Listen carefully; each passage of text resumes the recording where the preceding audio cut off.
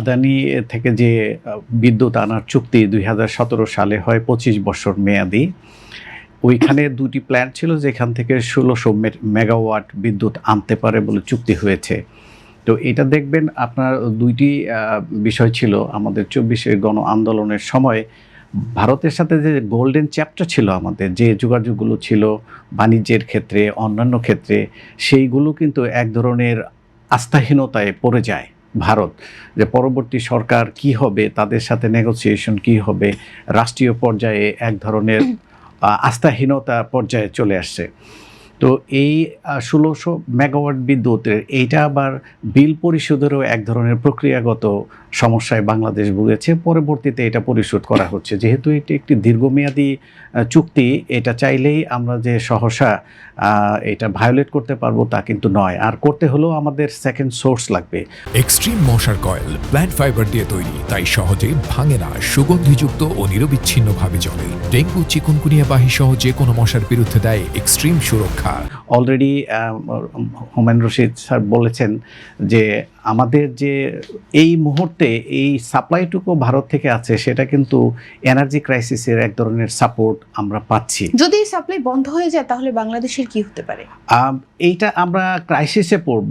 আমরা যে একেবারে শাটডাউন হয়ে যাব তা না, কারণ আমাদের নিজস্ব কিছু প্রোডাকশন আছে। সেই ক্ষেত্রে হয়তো বা আমাদের সমস্যা হবে নিশ্চিত, কারণ যেহেতু আমরা নিজস্বভাবে এতটা সক্ষম নই যে যতটা চাহিদা আছে আমাদের বিদ্যুতের সেই চাহিদাটা আমরা পূরণ করতে পারবো। এই বিদ্যুতের চাহিদা আপনি দেখবেন শিল্প ক্ষেত্রে যেমন দরকার, বাণিজ্যিক ক্ষেত্রে আমাদের দরকার, তেমনি রেসিডেন্সিয়াল ক্ষেত্রে দরকার। বিশেষ করে এই শুষ্ক মৌসুমে কৃষিকে জাগিয়ে তোলার জন্য শেষ প্রক্রিয়ায়ও কিন্তু আমাদের ইলেকট্রিসিটি দরকার। কাজেই আমরা যদি এখন ইলেকট্রিসিটির ক্রাইসিসে পড়ি, সেটা আমাদের সেই ক্রাইসিসের মধ্যে আরও ক্রাইসিসে ফেলে দিবে। কাজেই ইলেকট্রিসিটির এই সরবরাহটা আশা করি ভারত বন্ধ করবে না। আর এইভাবে অলরেডি মশিউর ভাই উল্লেখ করেছেন, হুমায়ুন রশিদ ভাই উল্লেখ করেছেন যে যেহেতু এক ধরনের অনির্বাচিত সরকার ছিল পরবর্তীতে, কাজেই ভারত একটা আস্থাহীনতায় ভুগছিল। এখন যেহেতু নতুন সরকার এসছে, নতুন সরকার তাদের পক্ষ থেকে রিঅ্যাডজাস্টমেন্ট প্রক্রিউটমেন্ট নিয়ে আসবে, কিভাবে ভারতের সাথে আমরা প্রত্যেকটা নেগোসিয়েশনে আস্থার সাথে এই বাণিজ্যগুলো করতে পারি যাতে দুই দেশেই লাভবান হতে পারে, সেই দিকটাই কিন্তু দেখা হবে। ভারত যে শুধুমাত্র তাদের বাণিজ্য আমাদের দেশে করে তা না, আমরাও কিন্তু তাদেরকে আমাদের র মেটেরিয়ালসগুলো দেই, গার্মেন্টস সেক্টরের কিছু আমরা রপ্তানি করি, তারপরে আপনি চামড়া শিল্পের কিছু রপ্তানি করি।